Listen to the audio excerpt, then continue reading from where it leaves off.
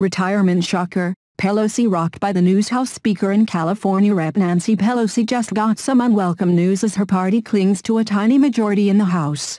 Pennsylvania Rep Matt Cartwright appeared on the podcast Had I Known with David Bolger and hinted that he may consider retirement, Breitbart News reported. The host asked the congressman if he envisions himself staying in Congress for a long time, and Rep Cartwright had a stunning answer. "I just turned 60. I'll run for another turn. We're facing a redistricting in Pennsylvania, so I have yet to see whether or not they were going to give me a district that I can possibly win in. If so, I will run," he said. Matt Cartwright knows his support of Nancy Pelosi's failing socialist agenda will doom him in 2022 and is headed for the exits, the National Republican Congressional Committee, NRCC, spokeswoman Camille Gallo said after she heard the podcast. A recent poll from Quinnipiac University showed that Democrats are in trouble heading into the midterms. The poll showed that 47% of the registered voters said they would rather see the Republicans win control of the House. This is compared to only 44% of the registered voters who wanted the Democrats in control.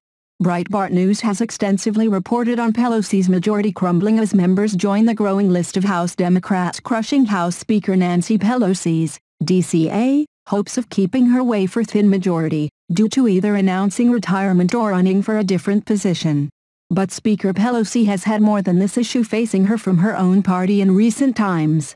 Months ago, Speaker Pelosi, Joe Biden, and Democrats promised progressives that the bipartisan infrastructure bill currently being debated in Congress would only be passed if another $3.5 trillion spending bill was done alongside it. Now some progressives believe that the Speaker and Democrat leadership have reneged on that promise, the New York Times reported. Liberal Democrats dug in on Tuesday against voting for a $1 trillion bipartisan infrastructure bill this week, angrily rejecting a decision by Speaker Nancy Pelosi to push the bill forward before the party could resolve bitter disagreements over a sprawling social policy and climate package. The day after Ms. Pelosi signaled she would follow through with the Thursday vote on the infrastructure plan, the backlash reflected deep mistrust in the Democratic ranks that is threatening to derail President Biden's domestic policy agenda. At the heart of the impasse was a lack of clarity from moderate and conservative Democrats about what they would accept in the broader social safety net package, which has hamstrung negotiations led by Mr. Biden and Democratic congressional leaders to unify the party around a plan that can pass both chambers. Without a compromise, progressives say they cannot support the smaller, Senate-passed infrastructure plan, which omits many of their top priorities. Count many of the squad members, like Michigan Rep Rashida Tlaib, among those who do not approve of that plan. Let me be clear, bringing the so-called bipartisan infrastructure plan to a vote without the Build Back Better Act at the same time is a betrayal, she said on Twitter.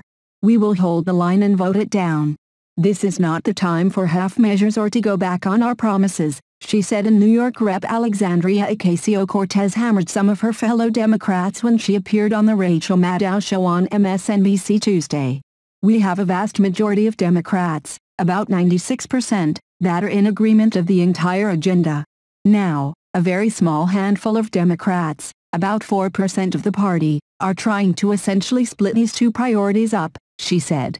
And I personally don't think it's an accident that the ones that a lot of lobbyists love are in the much smaller, underfunded bill, that don't make prescription drugs easier to buy and more affordable, etc.